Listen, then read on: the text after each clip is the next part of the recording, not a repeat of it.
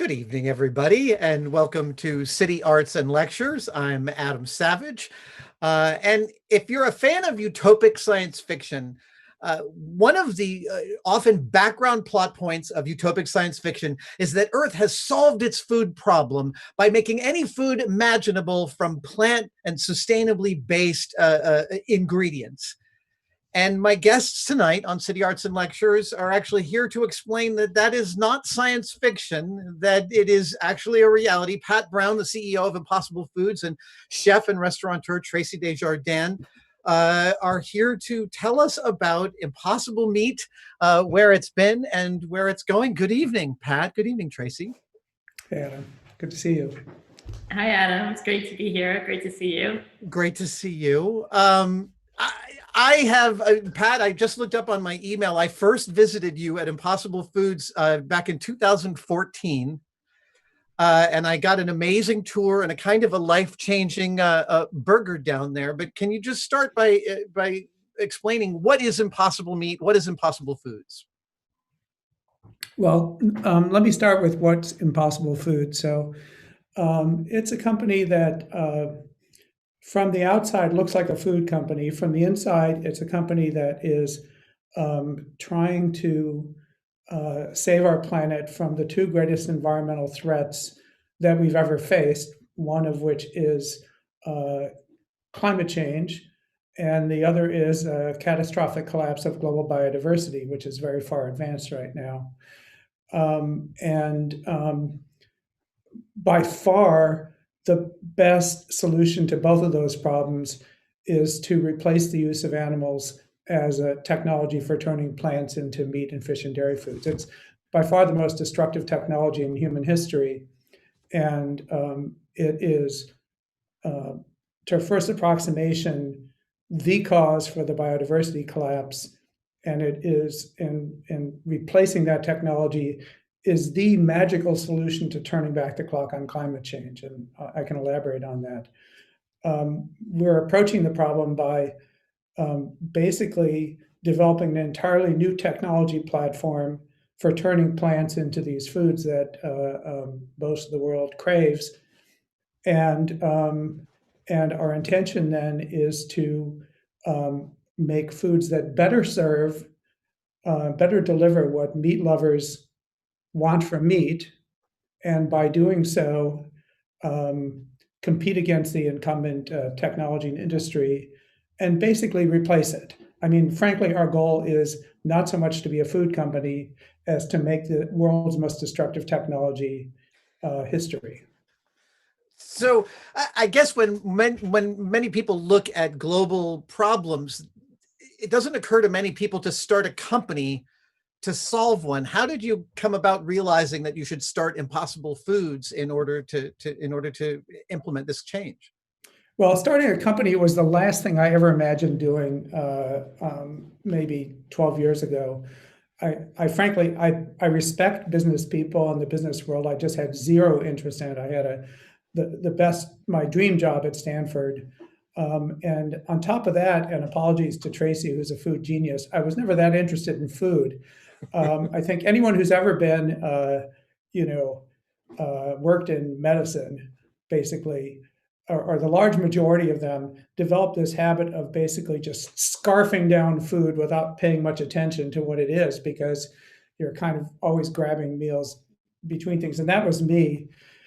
So, but when I realized that I wanted to solve this, the two biggest environmental threats that humanity has ever faced, and that at the root of both of them is our use of animals as a food production technology, and that we're not going to solve the problem by telling people to change their diets. It's never worked. It never will work. It's naive. That means that instead we have to let people choose the foods that they love and find a better way to produce them. And that to me seemed completely doable.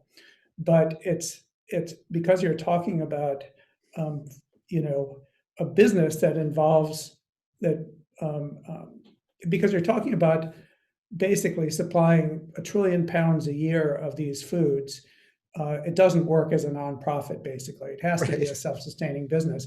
And frankly, the goal here is to compete the incumbent industry against incumbent industry, so there's no longer an economic incentive to continue to replace nature with cows, and that requires creating a business. So I did the thing that I and anyone who knows me would have said probably is the least likely career pivot they could possibly imagine, which is to start a food company. Were you already a vegetarian? I mean, I've been vegetarian for pretty much my entire adult life, but frankly, I was never like a militant vegetarian. I felt like it's my choice, it's my business. I'm not going to try to convince other people to make the same choice that I'm making. So I was not at all in the category of someone who's, trying to persuade people to change their habits. That's already culturally kind of, I'm fascinated by the fact that you realize that you've got to meet people where they are instead of getting them to change, because a lot of the aspects of our environmental movement doesn't necessarily follow that same playbook, to its detriment, I believe. What is it that made you see that so early that you had to go meet people where they were? I mean, honestly, it just is common sense. I think that I wasn't exactly some wonderful epiphany. No. It's you're obviously not going to. Well, I can give you an example, okay, that if there was ever any doubt. So actually, very soon after I met Traci, we had the fascinating experience of going on a road trip to Paris to the COP21 climate conference, where Traci, bless her heart, this is how you if you didn't already know, she's a saint. Worked for 12 hours nonstop in this crummy little basement kitchen at a conference center in a stadium in Paris, and cranked out sliders to feed the conferees. But the epiphany for me, I mean, if I needed one, is that here you have some of the most dedicated, passionate, fully informed environmentalists in the world, and they're all going out to have steak for dinner. And it's not that they don't realize the environmental impact of that choice. It's just that, and they're awesome people. They're not like, oh, they're, what losers. No, they're awesome people dedicated to this cause. It's just too hard to give up foods that have been a huge source of pleasure for your entire life. And that's just reality. And so don't waste your time. I recognize that this is a big question, but I'm curious if you can walk us through some of the high points of what it was like to actually solve the problem once you identified you wanted to make meat from a plant-based, sustainable source. How do you solve that problem? Yeah, that's, first of all, we haven't solved it yet. I mean, we're in the process of solving it. I'd say we have a very good proof of concept, which at this point, I guess what I'd say is we have proven, I would say, with a pretty high degree of certainty that this is doable, but there's still a long way to go to get the job done. But the way we approach it is basically, as scientists, first of all, recognizing that we don't know how to do it when we started out, okay? We're not going to solve this problem by slapping a bunch of carrots and peas together and putting it in the form factor of a burger or something like that. We have to start, it's just like in biomedical research. You have to start by understanding the problem, okay? And in this case, it was understanding what makes meat delicious. That was, when I founded the company, I would say the most important, and I still say this is true, the most important scientific question in the world today, by far, forget about cancer, forget about COVID, it's what makes meat delicious. I'm not kidding. Because I totally believe you. I just love this. If you can answer that question, you can eliminate the two greatest environmental threats that humanity's ever faced, which is this catastrophic collapse of biodiversity and the rapid progression of climate change. So we had to study meat with the goal and other animal products, but let's focus on meat, with the goal of understanding in molecular terms what underlies the sensory pleasures that cause people to love it. We didn't have to solve the nutritional problem. Nutrition is easy, cost is easy. You can match all the nutritional value of the cheapest meat on earth with plant ingredients at like a 20th the cost. Okay, so Wow. nutrition and affordability are not an issue. Deliciousness is the hard problem. And we knew that we didn't know how to make delicious meat. And so we needed to understand how it worked. So we studied, for example, what makes meat taste like meat? An obvious question. Amazingly, no one had ever seriously tried to answer. And the reason I know that no one had ever seriously tried to answer it is that we were able to very early on discover what I would say is by far the most important part of the answer, which is that you could take an extract from, plant cells. It's very similar to an extract from animal cells, just simple biomolecules, amino acids, organic acids, sugars, vitamins, etc. Very, very similar across all cells on Earth. And if you cooked it, it just tastes like vegetable broth. It's kind of mildly savory, not very interesting. If you throw in heme, which is a molecule that's essential for life on Earth, it's the molecule that makes your blood red, carries oxygen in your blood. In a sense, very familiar. It's what makes meat red.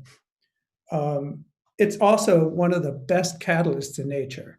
So it's the business end of the enzymes in your body that are involved in biosynthesis of sex hormones, cortisol, all the steroid hormones and so forth, that are involved in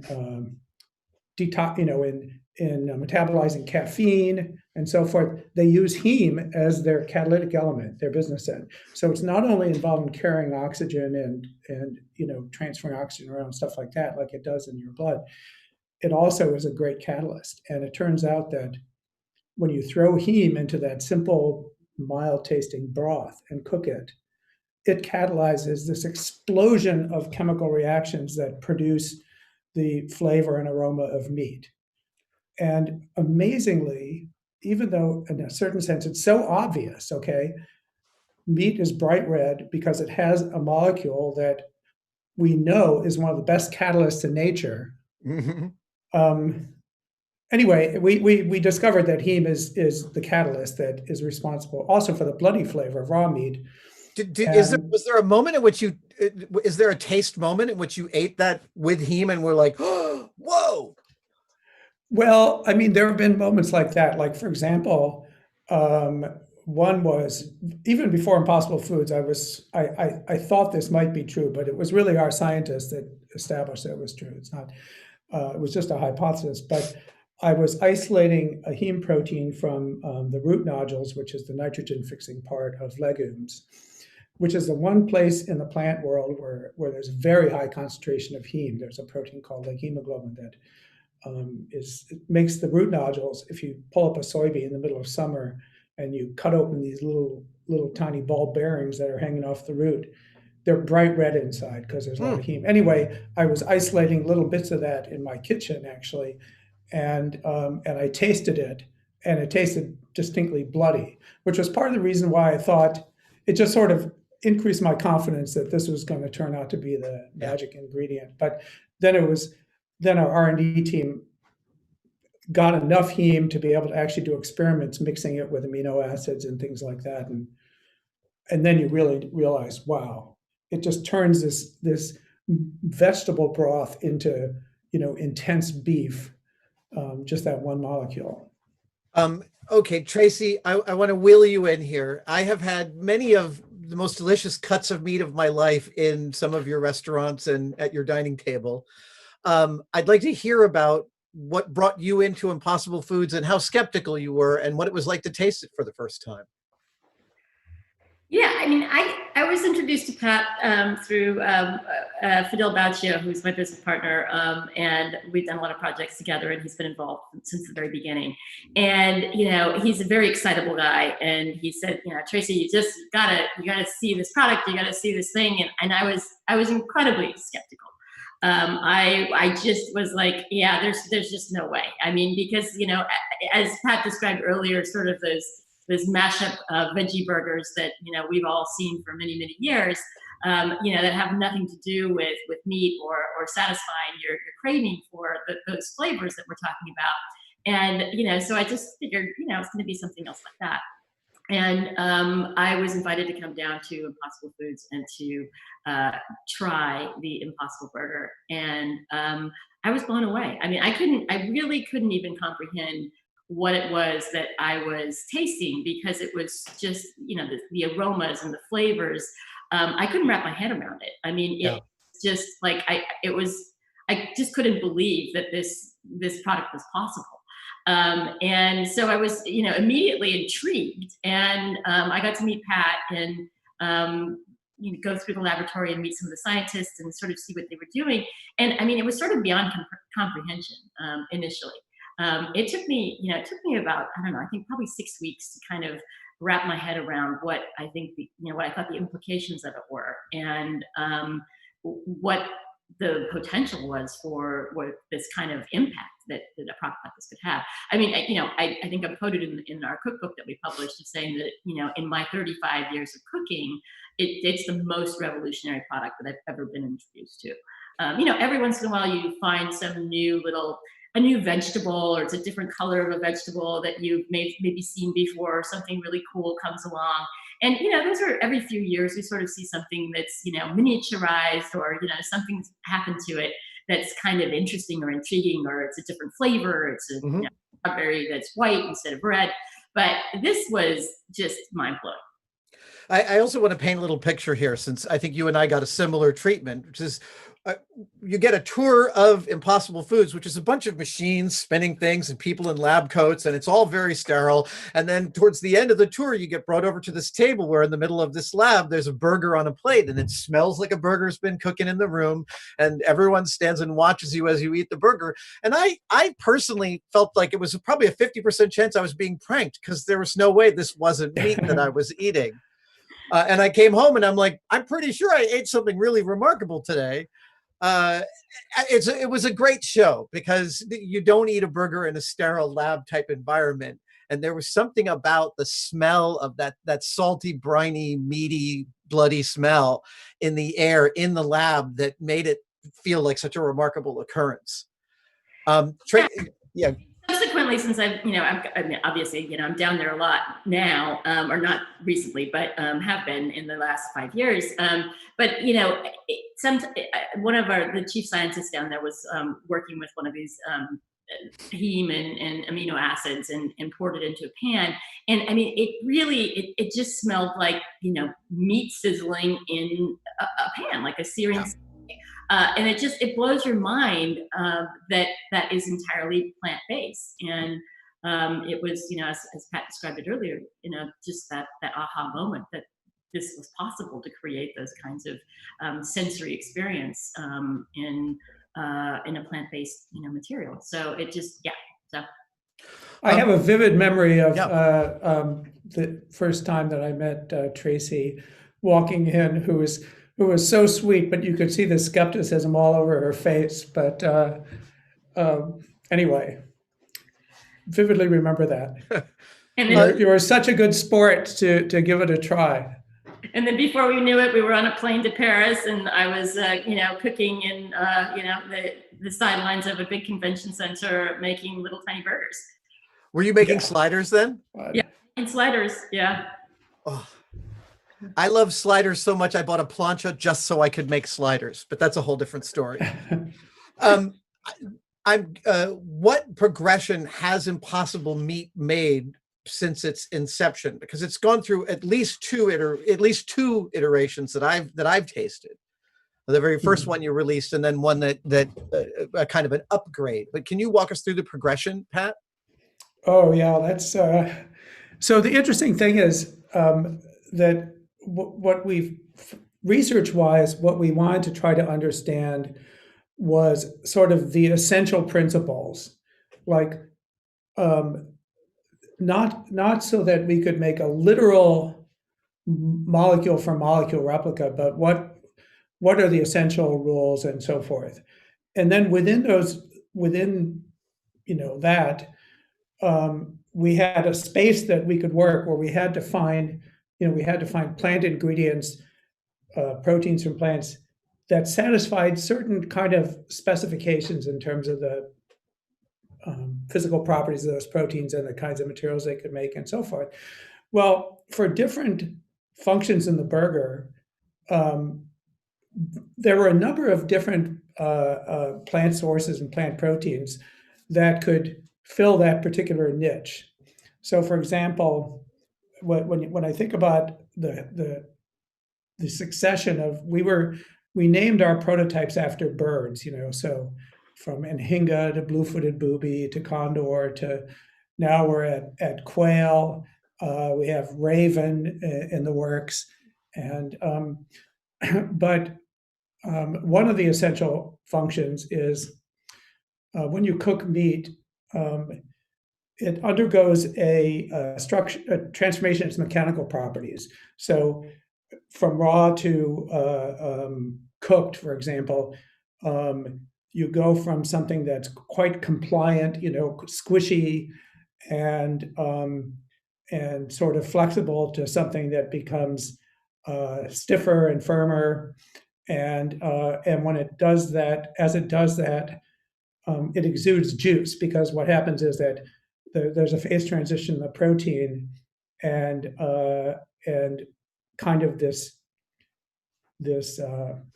material that's holding water starts squeezing a little water out, and that makes it juicy on the inside and stuff like that. Anyway, blah, blah, blah, blah, blah. But we need so in animal tissues, the main proteins are kind of the most abundant proteins in muscle tissue, like myosin is one of them, and actin. And what in muscle tissue, their function is to do this amazing, motor protein thing that turns chemical energy into mechanical energy. In meat, that's completely irrelevant. Okay, they're doing something they never evolved to do. Of course, muscle didn't evolve to be eaten, and the proteins unfold and they create a material by new intermolecular interactions and so forth, and that's what caused that to happen. Anyway, sorry, long story, but we needed a protein to do that. So one of the first ones we used was actually a protein from leaves, which I love. It's the most abundant protein on Earth. It's called rubisco. We isolated it from leaves, from alfalfa primarily, and it's perfect for that role because it denatures, it unfolds at the same temperature, it forms a very similar material. It's the best protein we've ever found for that juiciness, exuding the water kind of thing and so forth. But there was no supply chain for that. Okay, so we're still working on it, but you can't just go out on the market and buy, 1,000 tons of rubisco. So then we looked at other proteins. We had tried one of the soy seed storage proteins, and it sort of worked, but it had kind of a spongy texture. And then we found a protein that's a byproduct of potato starch production. So potatoes actually have protein, not very much of it, but they have protein. And when there's a company that makes potato starch, for which there's a large amount of demand, and they used to flush the protein down the drain, it's a pollution problem. Then they realized, we can turn this into animal feed. And anyway, blah, blah, blah. So we were testing lots of proteins. We found out that was a really good one. So we used a potato protein for that. And we still do in our current formulation, although we're going to probably, replace it with something else. And then for the toughness, we used a protein from wheat in our the first thing that we launched, the thing you tried, Adam, back in the day. Our main protein for tensile strength was a protein from wheat, but because some people have gluten intolerance and for other reasons, we found a way to turn a soy protein into something that had that very similar texture. And also it has a better nutritional profile than wheat protein. It's a much better amino acid balance. In fact, soy protein, a lot of people don't know, has just as good kind of a protein quality score as beef protein does. So we upgraded the nutrition, we upgraded the the sensory performance, and I'm yeah. I'm curious. You were obviously working hard to replicate an experience of the eater, but I'm curious, in the collaboration with Traci, were there ways you had to help them understand how it should be able to cook, the experience of the chef as well as the eater? Yes, well, and this is why I was introduced to Pat in the company, as they segued from being this research and heavily based, science-based company to actually launching the first Impossible Burger was when I came into the picture. And so I tried that first burger that Pat was just referring to, which was the wheat-based one, which was pretty much ready for market. But they hadn't really had a lot of dialogue with a lot of chefs, and so that's what my role was to really talk to them about the product and start to imagine how people would respond to it in restaurant kitchens, and to strategize on how to launch the product, and what sort of improvements needed to be made before it came to market. What were the issues with it in terms of handling that chefs were going to encounter? Should we do retail market launch? All of these questions came to play, and it's all history now. But those were the kinds of conversations that we were having back then about, where to go with it. And, the wheat protein, for all intents and purposes, it performed really well. It did have some textural issues. It did have the issue with, allergens for people who are wheat intolerant, which is, I think, a pretty big one these days, in terms of the general public and, how they feel about, consumption. But there was also just a textural issue. And I think that the biggest one was adhesion. It adhered to surfaces, and so it was. They'd been testing it in the labs at Impossible on Teflon, or on a nonstick surface, and we hardly use those in restaurants at all because they just get destroyed. And so I was, that was my first sort of, I think, observation, which was this is going to be really difficult in restaurant kitchens because, usually only eggs. That's the only thing that, because of the tendency to really adhere to surfaces, and so I said this might be a little bit of an issue, and it had some textural issues. That it got really, really crispy, which I learned to love that, and it was a really aspect. But I think all along, and Pat, correct me if I'm wrong, but the intention was always to try and get as close to ground beef as possible. And so that real crispness, that it would just stay crisp after you seared it, wasn't the way the beef behaves. And so we just kept trying to get closer and closer to exactly what beef, how it cooks. And so that's the current iteration, which is it's virtually identical. But it's getting better. What is actually the elephant in the room is why beef? There's a lot of different kinds of meat. Why was beef the first thing you tried to replicate? Oh, there's so many reasons, but I would say the single most important one is beef production is by far the most destructive part of the animal products sector. Just to give you an idea of it, please. The whole industry occupies and actively uses about 45% of the entire ice-free surface of Earth. And of that, probably 80% of it is cattle grazing. In the US, the animal farming industry occupies 48% of the continental United States, and probably 40% is cattle. The total biomass, here's a statistic, you could challenge me on it. The total biomass of cows living on Earth today exceeds by more than a factor of 10 the total biomass of every wild mammal, bird, reptile, and amphibian living on Earth. There's effectively, we have replaced nature with cows, okay? And wow. That's just true. And the land hungriness of cattle farming is the reason why, smoke is rising in the Amazon right now. It's because as demand for meat goes up, Earth is not getting any bigger. The only way you can increase the land to support cattle farming and so forth is tearing down more rainforest. And so beef for that reason. Secondly, beef production is the largest source of methane emissions on Earth, and there's a very magical thing about methane emissions in terms of climate change, which I don't want to get too technical, but I'll just say methane has a half-life of 9 years in the atmosphere. Okay, carbon dioxide has a half-life of infinite, not really, but it's thousands of years. The only way you pull carbon out of the atmosphere is by photosynthesis. It doesn't turn into anything more benign. Methane breaks down with a half-life of 9 years. Okay, so so not only are cows the biggest source of greenhouse gas emissions and the biggest driver of deforestation, but because they're the largely responsible for livestock methane emissions, 45% of the methane in the atmosphere today comes from livestock, okay, mostly cows, a little bit from goats and sheep and manure from pigs and stuff. And that the greenhouse gas impact of that livestock methane in the atmosphere is equivalent to about 12 years of current total greenhouse gas emissions, okay? That's effectively sitting in the air as livestock emitted methanes.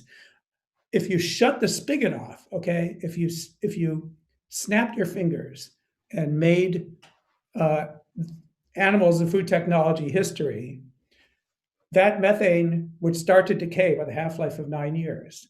And those 12 years worth of greenhouse gas emissions, we get 9 years back over the course of 20 years, because 2 half-lives, right? 6 years, then 3 years. So if we just shut off that spigot over the next 20 years, and we did nothing else, just keep cranking out the coal fumes and all that stuff, we'd reduce the progression of climate change to the equivalent of about 11 years worth of greenhouse gas emissions instead of 20. Then the other thing is the land footprint, okay, which is, again, mostly cattle. Of course, there's other impacts, but a large majority cattle. And you left that land, you let the biomass recover on that land. And there have been recent papers about this that calculate, there's even a paper from 20 years ago that came to the same conclusion, but basically you would pull out of the atmosphere the equivalent of about 16 years worth of current greenhouse gas emissions just by biomass reaccumulation on that land. And roughly speaking, that would happen over 20 to 30 years, to get to fully recover the biomass. But when you add it all up, if we did that right now, by 2040, atmospheric greenhouse gas levels would be back to what they were in 2015. In other words, we could literally turn back the clock on climate change.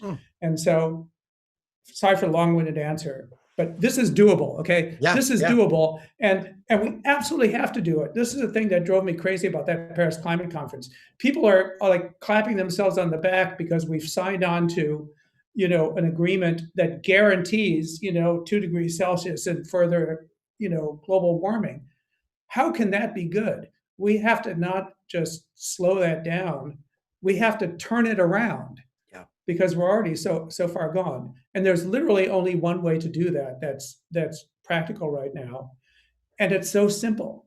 If we can make a product that hardcore beef consumers would choose over the cow version, okay, we can literally just by that act alone turn back the clock on climate change. So hence, that's a good reason to choose beef.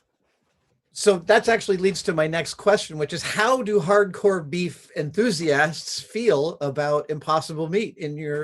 I know you've done some testing and some double-blind testing. What are the results? Okay, so we've done lots of testing, but in a way, the most fun things are the tests that other people do in the wild, and we just get to kind of watch on YouTube. But the most amusing of which that I've seen was the producer of Glenn Beck's radio show or his podcast or whatever, pranked him with 2 Hop Dotty burgers, one made with Impossible burger and one made with the cow, and asked him and his sidekick which one was real. Okay. And you could watch it on YouTube. But anyway, cut to the chase. They both got it wrong.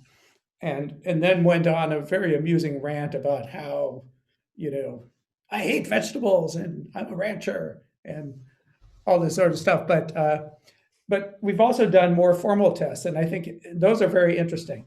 So, and we've done them repeatedly.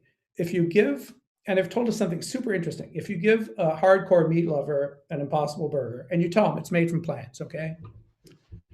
And they expect it to be terrible. And who can blame them, because every veggie burger in history has been not a good meat substitute. And when they try it,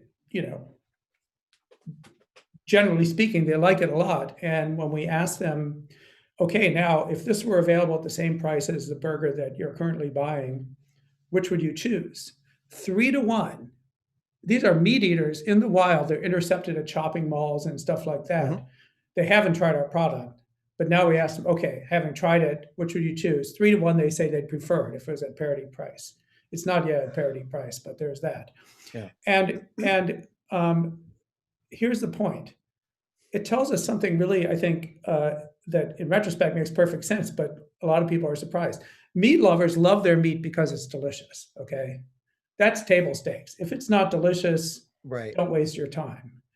If it delivers on taste and it delivers on the protein and iron, which is nutritional features they value,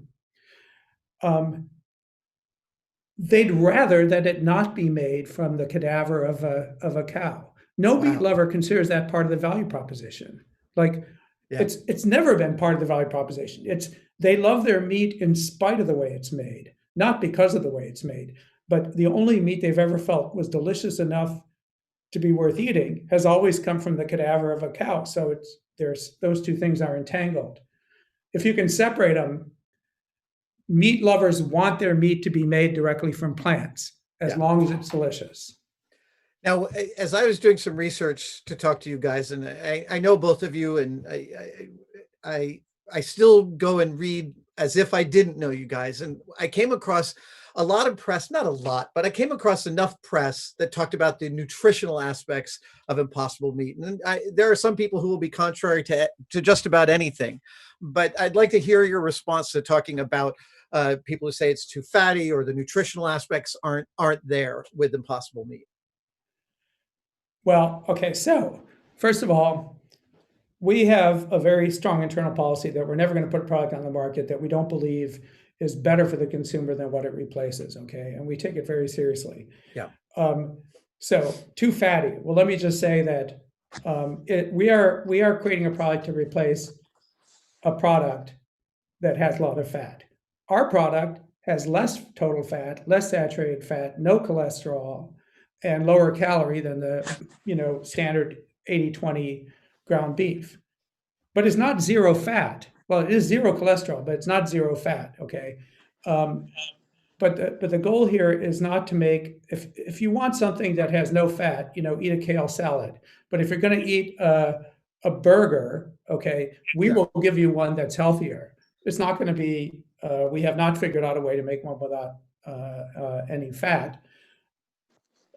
But we've tried to lower the fat. And actually the next version that we're working on right now internally, I think will be lower fat still. And we're always trying to improve on that. But anyway, that's the point, is that no, this is, if you want a salad, buy a salad. If you want to eat a bowl of lentils, eat a bowl of lentils. If you want a burger, this is better than the cow version. Yeah. The other thing is, people will often say, well, it's too processed, okay? Which is, a pejorative term. I don't know what that term means. It's too nebulous of a complaint to me. My feeling is, hey, if you don't want processed, don't go to a good restaurant, because otherwise a chef is going to take a bunch of ingredients and process them to try to make something delicious for you. I think when people use that term processed, I don't know who's got the dog.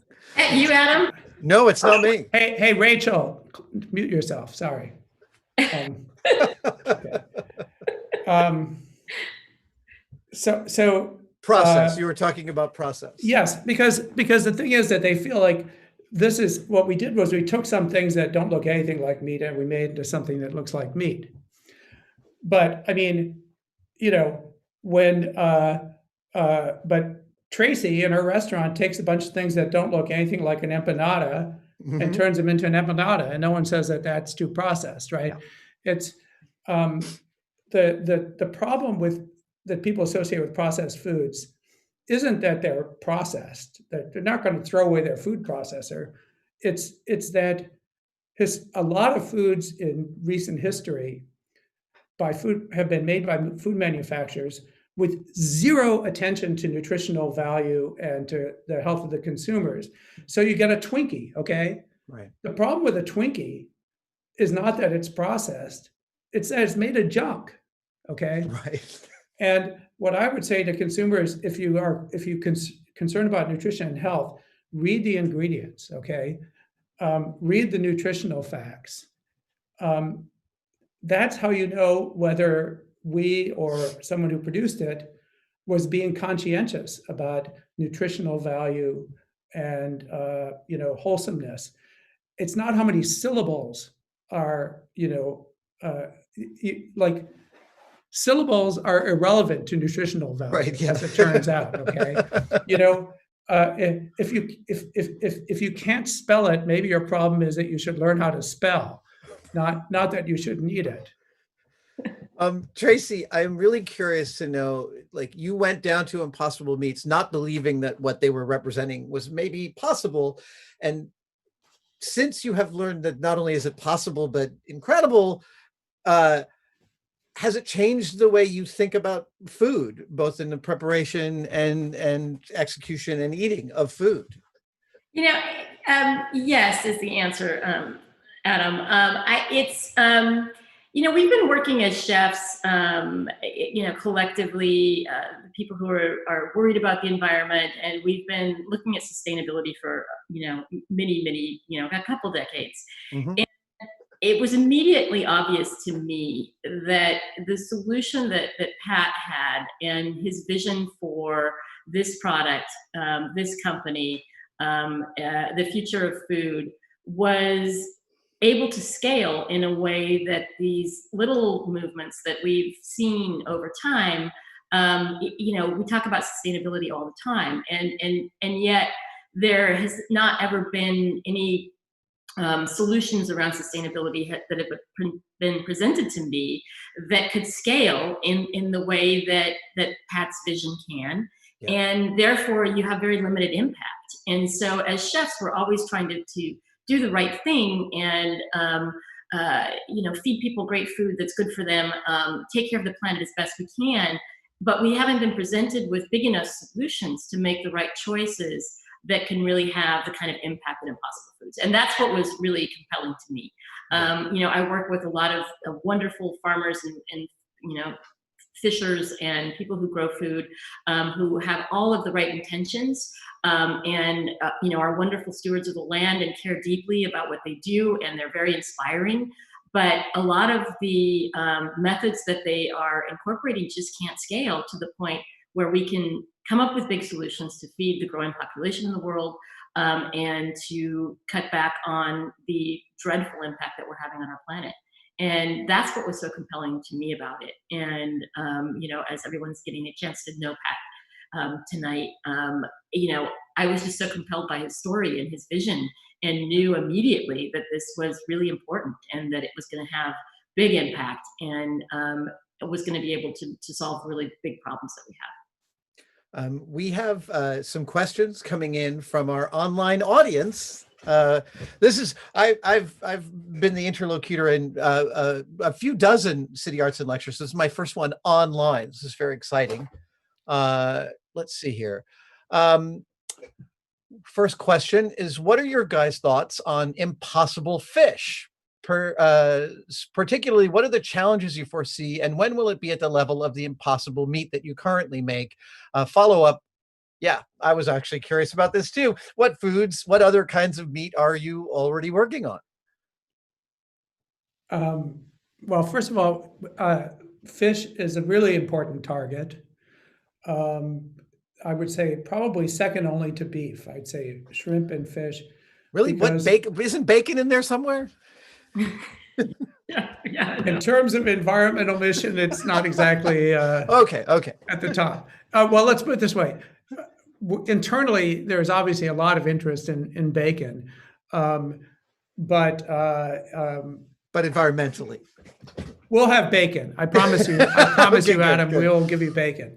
Good. But I think fish is very interesting. So the fundamental thing about animal tissues, if you look under a microscope or even electron microscope at muscle tissue, and also if you look at the molecular composition, it's extremely similar across all the species that are used for food. I mean, the subtle differences are really important, though. Right. There's architectural, the way the architecture of the major muscles in fish are different just because they're different body organization, and that matters to a lot of textures and cooking behavior and so forth. And that's something that we're starting to work on, but we haven't really put a tremendous of effort into it.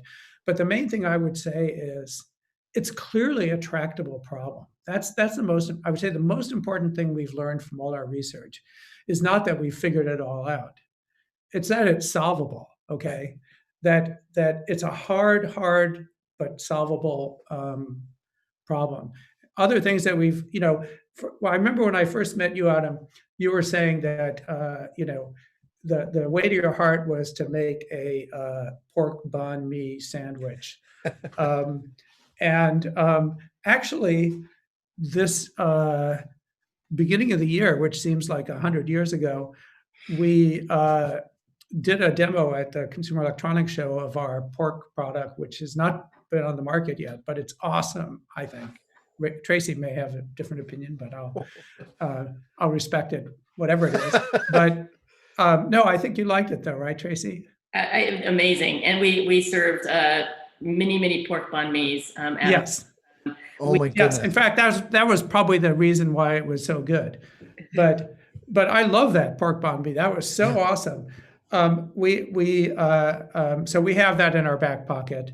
We're working on other products, other types of meat products very actively right now. I think my business colleagues would grab me by the neck if I talk too freely about what they are, but guaranteed, we feel like the whole thing is solvable, and it's just a matter of we have a relatively small team just prioritizing these things. So presumably, at the end of a certain amount of research that you've done, you will have gained an institutional understanding of all of these sort of properties and textures. And let's say you've solved all of the meats. You could also then go on to start designing meats that have never existed before. Yeah. That's really cool. It is cool. And actually, it's, the thing is for scientists, and I think for chefs too, there's a lot of what we do is like play. Mm-hmm. And you want to just try things just for the heck of it that are creative and fun. And I'd say there's always been an interest on our team of the thesis is the most important possible meat, the most delicious possible meat is highly unlikely to happen to be what you can isolate from a cow or a pig or a chicken or these animals that were domesticated thousands of years ago. And certainly if you look at that space of flavors and textures and so forth, of which these are just a few points in that parameter space, there's a lot of other potentially interesting and delicious flavors and textures out there. And we've stumbled on some of them just by accident because we're trying to navigate our way to, beef. Right. Starting from something that's completely unlike beef. And as we're navigating that parameter space, we find ourselves in lots of weird and interesting places. And that's something that a lot of us, I think, would find really fun. But the mission of the company, just to be clear, is not to come up with the most interesting, wacky, novel meats. Mm-hmm. It's to compete in the marketplace and displace animal-based meats in the marketplace. And strategically, we felt like the best way to displace ground beef is with better ground beef, as opposed to pterodactyl, Yeah. cutlets or something like that. But that's definitely something that could be done for sure. I'm starting to imagine like NASA discovers exoplanets with life on them, and you guys could actually let us know what it might be to eat the inhabitants of that exoplanet. I love that idea. That's a weirdly colonialist way of looking at it, I recognize. Traci, this question from the audience is for you. What have you learned from your guests about appetite for a meat alternative, and how, if at all, is that different from those interested in food that is vegetarian or vegetable forward? This the Impossible Burger, I think, is actually disconcerting to people who have not eaten meat for a long time, and that's what we found. Yeah. When we first started serving it. Just going out there, as sort of one of the first chefs that was presenting this to the world, people who hadn't eaten meat for 30 years, most of them did not have an appetite for the Impossible Burger. Yeah. And obviously that wasn't our intention to capture that audience. They've already been converted. We wanted meat eaters, and for the most of, I think that for all intents and purposes, when I was face to face with guests having the Impossible Burger for the first time, consumers eating it, I would say that 96% of the time people just loved it, and they were perfectly happy with all of the elements of it, and didn't miss the burger, when they could have something that was equally satisfying, and absolutely loved it. And chefs as well. I was really a part of my role with Impossible Foods was to introduce this to the culinary community, and I was actually terrified, particularly to kind of go outside the Bay Area and present this on the East Coast. Yeah. And seriously, like high percentage of chefs that were just like, wow, this is mind-boggling, this is insane, I'm so excited to get my hands on this and to get to serve it in my restaurants. And that was, to me, that was just confirmation that this product was amazing and that we were going to have great success, because, they were super skeptical. Yeah. Like, what are you talking about? What are you going to bring me? And, they were like, just sort of like, yeah, you've been in Northern California too long, out of your mind. And then they'd try it and they would just be blown away. So that was my experience with chefs and consumers tasting the Impossible Burger. I love. By the way, I can't imagine ahead. Traci terrified, but I don't think it's in her behavior. I have trouble with that one too. I love the repeated story that you expected some cultural inertia to stand in your way, but that turns out not to be an issue. Yeah. Let's see here. We have, in terms of scaling up production and developing techniques to do that, are you expecting to do all that in-house, or are you going to end up potentially working with outside companies and scientists, Pat? Oh, it's almost unimaginable that we're going to do it all without a lot of collaboration. We've already, I would say, majority of our production now is through a co-manufacturer that actually, I think its biggest current business is producing burger patties for McDonald's, but they're a great partner, and I think that's going to be true. We're talking to partners about other aspects, like we need to think about the supply chain of ingredients for our products. Right. We're just piggybacking on a supply chain that was of ingredients that were basically intended to be bulk macronutrients to turn into pigs and chickens and cows. Like the U.S. soybean crop, just to give you an example, has 5 times more total protein than all the meat consumed in the U.S. Okay, wow. And that's correcting for digestibility and amino acid balance and stuff like that. Okay, and corn is the same thing. Most of the corn grown globally is never going to touch human lips. It's just to be turned into pigs and chickens and so forth, very inefficiently. When we think about like what would be the optimal supply chain, like optimized not to turn into pigs, but to turn directly into impossible meat and so forth, it's highly unlikely, to say the least, it's going to be those crops. And we're actually talking to big companies that are involved in that part of agriculture about optimizing the upstream supply chain and so forth. And then in terms of turning raw materials into delicious foods, we could never do what Traci does.